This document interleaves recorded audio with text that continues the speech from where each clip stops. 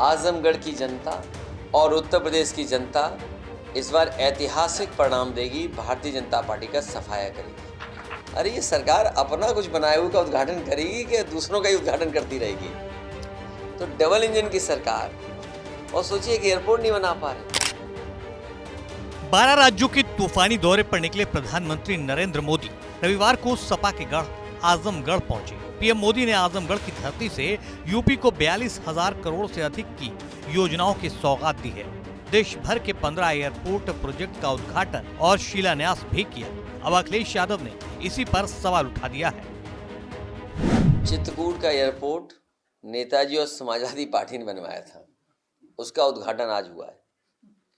आजमगढ़ का एयरपोर्ट नेताजी और समाजवादी पार्टी ने बनाया था, उसका उद्घाटन हुआ है। मुरादाबाद का एयरपोर्ट नेताजी और समाजवादी पार्टी ने बनाया था, उसका उद्घाटन हुआ है। अरे ये सरकार अपना कुछ बनाए हुए का उद्घाटन करेगी कि दूसरों का ही उद्घाटन करती रहेगी? तो डबल इंजन की सरकार, और सोचिए कि एयरपोर्ट नहीं बना पा रहे, और जहां एयरपोर्ट बने भी हैं हवाई जहाज नहीं उतर रहे।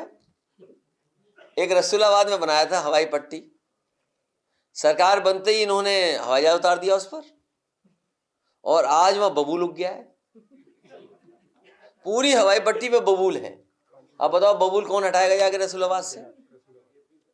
तो ये केवल दिखावा है। चुनाव आ गया है इसलिए दिखाना है कि काम कुछ हमने किया है, वो भी दूसरों का काम का अपना काम बता रहे हैं। बताइए आप। दरअसल अखिलेश यादव केंद्र और राज्य की बीजेपी सरकार पर इसलिए हमलावर हैं क्योंकि आजमगढ़ के मंच से प्रधानमंत्री नरेंद्र मोदी ने पूर्व की सपा सरकार पर जमकर हमला बोला था। भ्रष्टाचार और परिवारवाद का आरोप लगाकर तीखी बात बोल दी थी।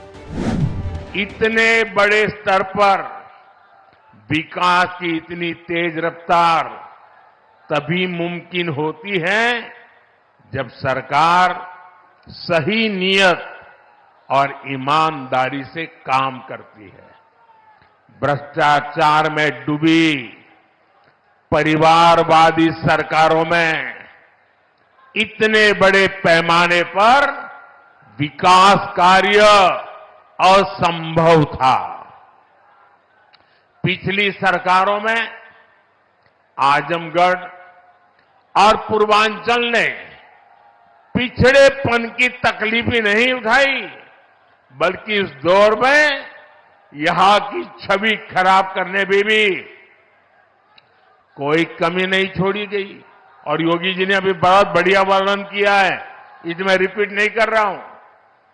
जिस तरह पहले की सरकारों में यहां आतंक को, बाहुबल को संरक्षण दिया गया, वो पूरे देश ने देखा है।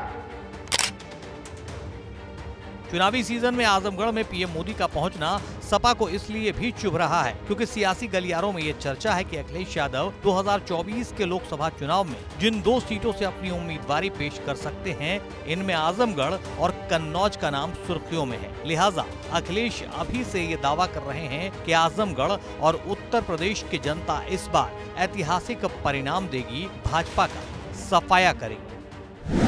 आजमगढ़ की जनता और उत्तर प्रदेश की जनता इस बार ऐतिहासिक परिणाम देगी, भारतीय जनता पार्टी का सफाया करेगी।